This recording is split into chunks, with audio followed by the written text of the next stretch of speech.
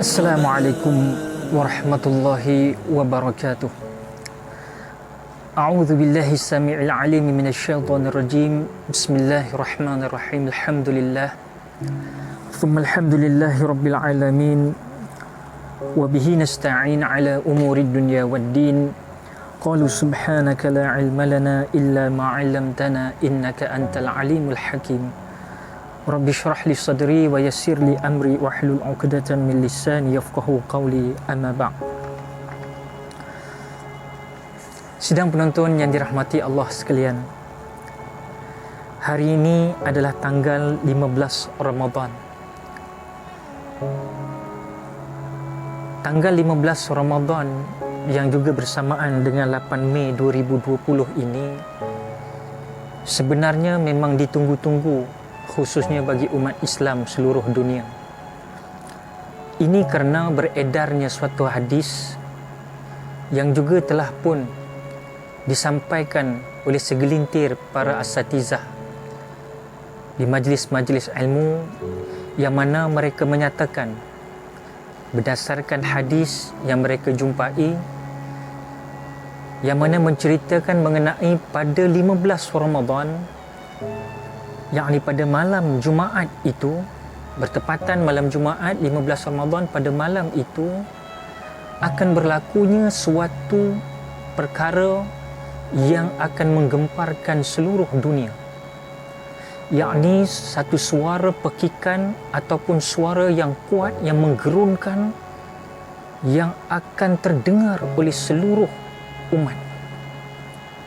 Maka disuruh berdasarkan hadis yang dibaca oleh para asatizah ini, disuruh dan dituntut kepada semua bersedia pada malam Jumaat bertepatan dengan tanggal 15 Ramadan itu, supaya mereka mengumpulkan sanak saudara mereka, sanak family mereka, masuk kumpul duduk dalam rumah, kalau boleh dalam bilik, tutup pintu, tutup tingkap, tutup mana lubang-lubang, kemudian pastikan kalau boleh seandainya siapa yang mendengar itu dalam keadaan mereka bersujud dan mengucapkan tasbih tertentu, maka mereka akan selamat daripada impak kerana kekuatan suara yang menggerunkan itu. Ini disebut, dan saya pasti semua hadirin hadirat di luar sana pun cakna soal ini. Nah, hari ini 15 Ramadan. Malam tadi adalah, atau malam ini sebentar tadi adalah malam Jumaat, tanggal 15 Ramadan. Ternyata apa yang diungkapkan di dalam ceramah yang menjadi viral, dan terkadang ada netizen yang menanyakan kepada kita yang dhaif ini, bagaimana status hadis ini, bagaimana keadaannya Ustaz, betul tak betul ni, ana takut ni, kami sekeluarga takut dengan suasana ni kalau benar akan berlaku. Dan ana selalu sebut, kalau nak berlaku kun fayakun, Allah boleh buat bukan pada tanggal 15 Ramadan malam Jumaat itu, pada malam bila-bila, pada hari bila-bila pun Allah Ta'ala boleh menurunkan sesuatu perkara yang kita tidak sangka-sangka menimpa kepada kita. Inilah yang kita katakan terkadang, yang saya mengingat diri saya juga sebagai golongan yang kadang-kadang dipanggil untuk memberi perkongsian. Terkadang ada segelintir daripada kita ni lebih suka mengeluarkan isu-isu yang sensitif, sensasi. Tak tahu apa tujuannya. Tujuannya mungkin supaya orang dapat fokus, kerana mungkin perkara ini perkara yang bukan biasa-biasa, perkara yang luar biasa. Sudah tentu orang akan fokus dan orang nak tengok, orang nak mengamati. Wallahu a'lam apa tujuannya. Dan sebenarnya menurut hadis itu sendiri, ada hadis-hadis dan para alim ulama yang telah mencari gali dan menuai balik dan mencari gali, membongkar balik, dan hadis ini ternyata hadis yang palsu. Namun begitulah apa yang kita katakan tadi, masing-masing duduk di atas level ilmu masing-masing dan keyakinan masing-masing. Cuma itulah saya katakan tadi, kadang-kadang ada segelintir di sana cukup gemar untuk menggembar-gemburkan perkara-perkara sebegitu, dan ternyata pada malam tadi, yakni malam Jumaat tanggal 15 Ramadan, subhanallah, alhamdulillah, tidak berlaku apa-apa pun sebagaimana yang didakwa tersebut akan berlaku pada tahun ini, bulan Ramadan tahun ini. Allahu Akbar. Ambillah pengiktibaran. Sebab bagaimana rasa jiwa-jiwa yang keluh kesah selama menunggu 15 Ramadan tu, bagaimana perasaan mereka, perasaan yang sebelum berlaku tu dah rasa macam tak tenang hidup, tak tenang duduk.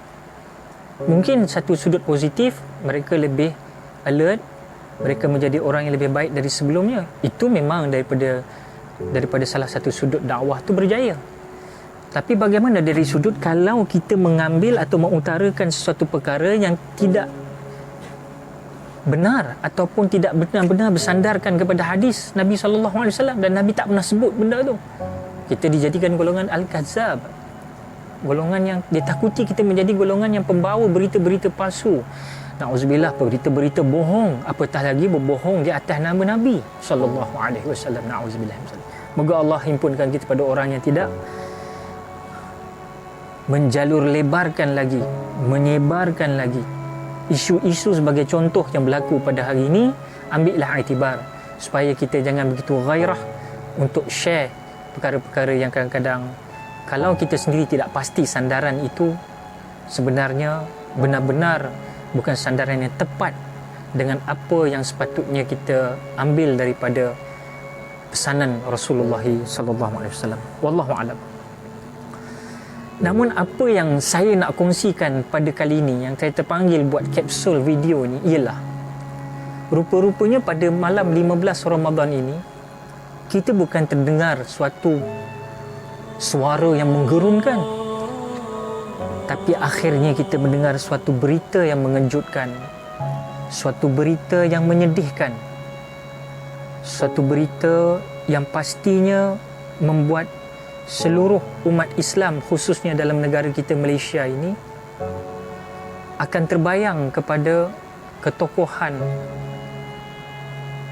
ataupun watak beliau sebagai salah seorang tokoh murabbi ummah yang kita sedari kecil membesar dengan ceramah-ceramah beliau, membesar dengan karakter beliau dalam menyampaikan mauizah dan peringatan. Masya Allah, rupa-rupanya bukan suatu dentuman atau suara yang menggerunkan yang keluar pada malam 15 Ramadan ini, tetapi pada malam yang sama sebenarnya pergi lagi seorang permata ummah, murabbi ummah, iaitu tidak lain tidak bukan kita mendengar suatu berita yang menyedihkan dengan perginya Tuan Guru Datuk Haji Ismail Kamus. Kembali beliau ke rahmatullah. Inna lillahi wa inna ilaihi raji'un. Allahumma ghfir lahu warhamhu wa'afihi wa'afu anhu ya akramal akramin. Saya terpanggil untuk berkongsi dengan rakan-rakan di luar sana semua, ialah kita menunggu bunyi dentuman ataupun gegaran yang kuat. Rupanya yang menggegarkan jiwa dan hati kita ialah perkara yang menyedihkan, yakni pemergian seorang tokoh ulama yang cukup besar jasanya dalam membina saksiah umat di dalam negara kita ini, iaitu perginya Tuan Guru Datuk Haji Ismail Kamus. Allahu Akbar. Perkongsian sedikit mengenai Datuk Haji Ismail Kamus. Allahu Akbar. Beliau adalah merupakan legenda ataupun insan, ustaz, penceramah, murabbi yang pioneer, yang paling awal mendominasi program-program kuliah agama dalam negara kita. Kenapa pun saya sebutkan begitu?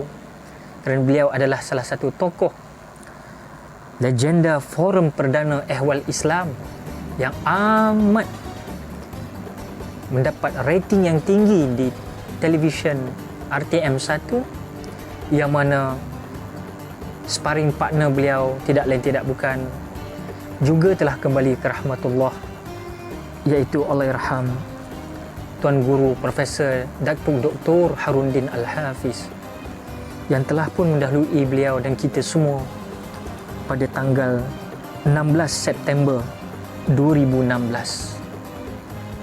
Juga perginya Permata Ummah Datuk Harundin adalah pada hari Jumaat 16 September 2016. Subhanallah. Adakah ini kebetulan? Adakah ini juga kebetulan yang mana perginya satu lagi Permata Ummah, Murabbi Ummah, iaitu Tok Guru Abdul Aziz Ni'mat, yang juga telah kembali dijemput ilahi bertepatan pada malam Jumaat pada 12 Februari 2015. Ketiga-tiga tokoh alim ulama ini meninggal pada hari Jumaat. Benar, orang yang baik dipilih menghadap Allah pada hari yang baik. Allahu Akbar. Muslimin, muslimat, para penonton yang dirahmati Allah sekalian, saya lebih nak fokus pada hari ini mengenai almarhum Datuk Haji Ismail Kamus. Beliau ini adalah seorang yang berwatakkan, tengok saja dulu zaman kaset, zaman kami zaman kaset, zaman ceramah-ceramah kami semua kaset. Tengok ceramah beliau balik, kita akan dapati bahawasanya ada ketenangan dalam setiap kali ceramah beliau disampaikan. Ada as-sakinah, ada ketenangan. Dan dalam waktu yang sama, kita melihat beliau ini sentiasa dikenali dengan lawak-lawak spontan beliau. Semua saya ingat masih terkesan dan terngiang-ngiang lawak-lawak yang ada dalam ceramah beliau. Subhanallah. Beliau tenang, beliau sentiasa memberikan sentuhan humor dalam ceramah beliau, dan beliau juga adalah merupakan seorang yang penuh dengan pengisian ilmiah, dengan isi-isi yang mantap, yang jelas terang lagi bersuluh, tidak ke tepi, tidak ke tengah, tidak ke bawah, tidak ke atas, tidak ke kiri, tidak ke kanan, dia tiup, dia lalang, tidak, dia firm. Dan istilahnya Datuk Ismail Kamus ini adalah seorang yang begitu tegas dalam perwatakan beliau, dalam apa yang pernah kita kenali sosok tubuh almarhum Datuk Haji Ismail Kamus, Murabbi Ummah kita yang telah pun kembali ke rahmatullah ini. Beliau tenang, intonasinya tenang. Beliau sentiasa dengan lawak dan humornya yang tersendiri. Yang lawak itu adalah merupakan lawak-lawak yang lawak-lawak kekeluargaan, lawak-lawak yang waqi', yang berlaku di dalam kehidupan manusia kita sehari-hari. Orang takkan kering gusi apabila dengan ceramah dia, tak akan mengantuk. Itulah Ismail Kamus, semua orang tahu. Sehingga ana secara peribadi, saya secara peribadi, memang saya sentiasa mengambil mutiara-mutiara kata beliau untuk di-sharekan bersama dalam ceramah-ceramah kita ke tempat lain. Dan walaupun orang tahu itu ceramah petikan, suntikan daripada idea ceramah Ustaz Ismail Kamus, tapi orang tetap gelak, tetap ketawa, tetap, kata orang, terkesan dengan lawak-lawak yang sinis ini. Subhanallah. Dan beliau juga adalah merupakan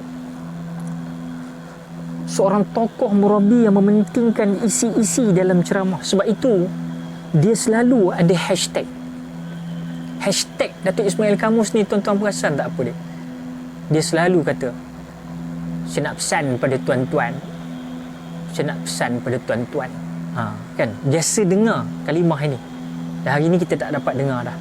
Kita boleh dengar melalui media sosial apa yang khazanah yang beliau tinggalkan untuk beliau di alam barzah sana, insya-Allah. Allahu akbar.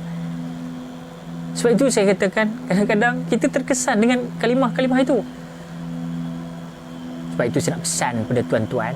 Dia selalu cakap macam tu. Dan pesanan-pesanan itu adalah pesanan-pesanan yang berbaur dengan petua-petua orang tua-tua dulu-dulu. Dan sudah pastinya pesanan daripada Al-Quran dan hadis sallallahu alaihi wasallam. Kita sambung selepas ini.